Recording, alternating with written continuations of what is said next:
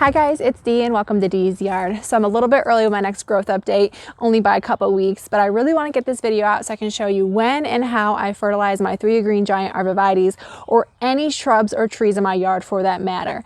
But first, let's see if the trees have put on any growth this winter. So I'm not sure if you've been experiencing the weather like we have here, but it's been consistently cold and rainy with rarely any warm-ups like we usually have here in the southeast during the winter months. So just to give you a little background of my tree line, the trees were planted at the end of 2018 at only 14 inches tall. At their second year mark, they grew 40 inches since being planted, and they were measuring in at 54 inches total.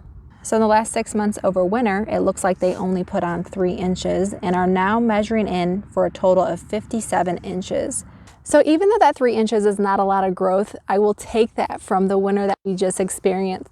But I'm really excited to see what they do this year, and I think that they're going to put on some serious growth. So now let's talk about fertilizing, and right now is the sweet spot in early March to April to fertilize your trees. Now I do this every year, early March, same product, same method. When it comes to fertilizing for maximum health, I recommend a good grain, granular, preferably organic fertilizer. I personally recommend and use the Espoma line of organic plant foods, as they are super effective yet gentle to use on even the most delicate of evergreen species where fertilizer burn would normally be a concern.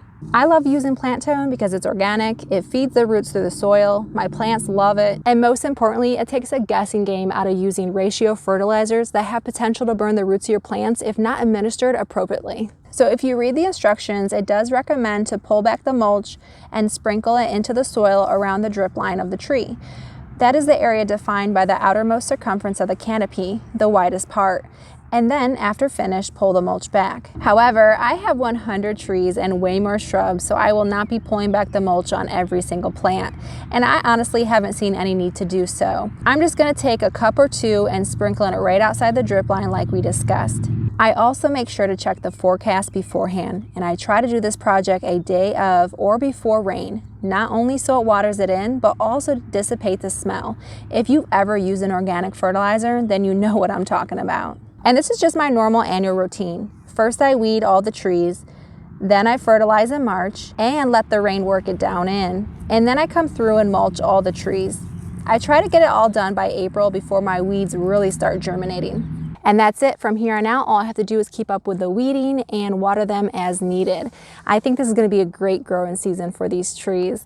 But thank you guys so much for following along with me and the journey of my tree line. I will be back in October for their official 3rd year growth update.